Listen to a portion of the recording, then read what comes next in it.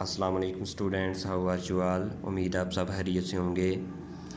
آج date 19 April 2021 ہے اور ڈے منڈے ہے۔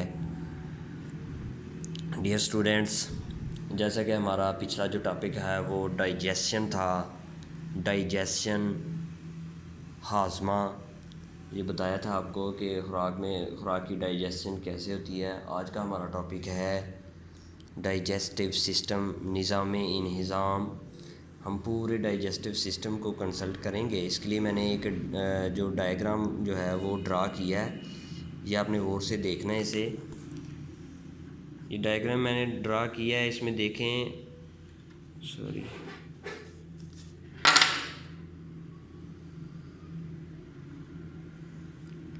ڈائجسٹو سسٹم کا جو فرسٹ پوائنٹ ہے وہ ہے ماؤتھ۔ ڈائجیشن ہماری خوراک کی ماؤتھ سے سٹارٹ ہوتی ہے۔ اب آپ کہیں گے ماؤتھ تو خوراک کو ہضم نہیں کرتا ہے 100% کرتا ہے۔ آپ نے دیکھیں، آپ کتنا بڑا لقمہ اٹھایا اور منہ میں ڈال دیا، منہ نے کیا کیا، اسے باریک چبا کر باریک ذرات اس کے چھوٹے چھوٹے پیسز کر دیے، اتنے باریک کہ وہ یہ جو خوراک کی نالی ہے اس میں سے گزرنے کے قابل ہو گئے۔ یہ ایک چھوٹا سا پائپ ہے، اس میں سے گزرنے کے قابل ہو گئے، جبکہ اگر ایسے ہی آپ اسے نگلنے سویلو کرنے کی کوشش کرتے تو آپ نہیں کر سکتے تھے۔ تو اٹس مینس کہ ماؤتھ نے ڈائجیشن کی ہے۔ ہم منہ میں خوراک لیتے ہیں تو دانتوں کی مدد سے اسے گرائنڈ کرتے ہیں، ساتھ سلائیوا نکلتا ہے منہ سے جو خوراک کو چکنا کر دیتا ہے، نرم کر دیتا ہے، ملائم کر دیتا ہے، اور وہ اس میں کچھ انزائمز پیدا کر دیتا ہے۔ دوسرا جو پارٹ ہے ڈائجیشن کا وہ ہے ایسوفیگس۔ یہ جو خوراک کی نالی ہے یہاں سے لے کر یہاں تک، اسے کہتے ہیں ایسوفیگس، خوراک کی نالی۔ اب خوراک جب یہاں سے ڈائجسٹ ہو جانی ہے، منہ سے گرائنڈ ہو جانی ہے، جب خوراک یہاں سے گرائنڈ ہو گئی اس کے بعد اگلا جو سٹیپ ہے خوراک کا وہ ہے ایسوفیگس۔ اب خوراک نے ایسوفیگس سے گزرتے ہوئے یہاں تک آ جانا ہے، معدے تک، ایسوفیگس سے گزرتے ہوئے معدے تک آنا ہے۔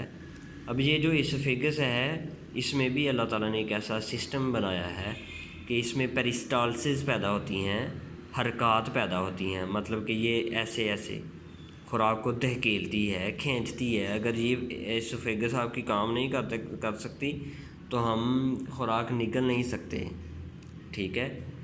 تو اسے کہتے ہیں پیرسٹالسس۔ ایسے وہ لہروں کی صورت میں خوراک کو آگے دھکیلتی ہے، اسے پیرسٹالسس کہتے ہیں۔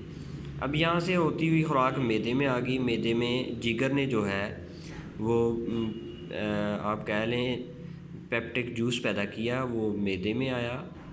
خوراک کو اس نے مطلب کہ بہت ہی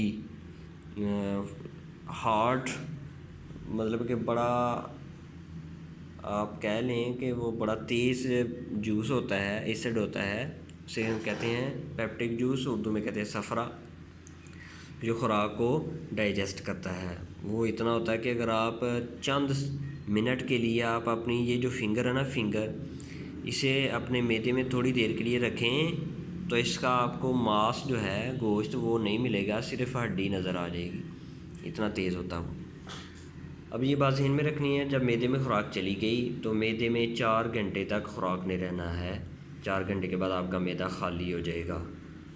معدے کے بعد خوراک نے جانا ہے اسمال انٹیسٹائن میں، اسمال انٹیسٹائن سے ہضم ہو کر اس میں سے جو ایکسٹرا جو ویسٹس ہیں وہ لارج انٹیسٹائن میں چلے جائیں گے۔ یہ لارج انٹیسٹائن ہے، یہ لیور ہے، یہ گال بلیڈر ہے، یہ لیور کے نیچے، یہ پینکریاز ہے، یہ لبلبا اسے کہتے ہیں، یہ اسٹامک ہے ہمارا، یہ اسمال انٹیسٹائن ہے۔ باہر جو ہے یہ لارج انٹیسٹائن ہے، اندر اسمال انٹیسٹائن ہے، اور لارج انٹیسٹائن کا لاسٹ پارٹ جو ہے وہ ریکٹم ہے۔ یہاں سے خوراک جو ویسٹس ہیں وہ خارج ہو جاتے ہیں جسم سے۔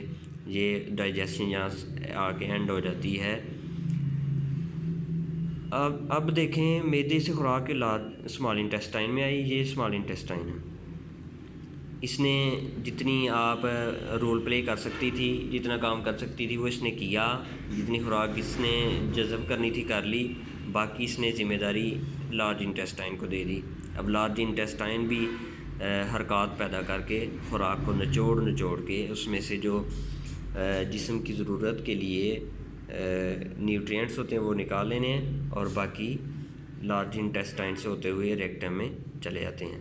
تو ڈیئر اسٹوڈنٹس، آج کا صرف آپ کا یہ کام ہے، یہ آپ نے ڈائیگرام ڈرا کرنا ہے ڈائجسٹو سسٹم کا، اور مطلب کہ اسے آپ نے سمجھنا ہے، اسے آپ بیان کر سکیں اپنے الفاظ میں کہ ہمارے جسم میں ڈائجیشن کیسے ہوتی ہے۔ امید ہے آپ بک سے آپ کو پک بھی آ جاتی ہے، وہاں سے آپ اچھی طرح ڈرا کر سکیں گے ڈائجسٹو سسٹم کے ڈائیگرام کو۔ اوکے جی، اللہ حافظ۔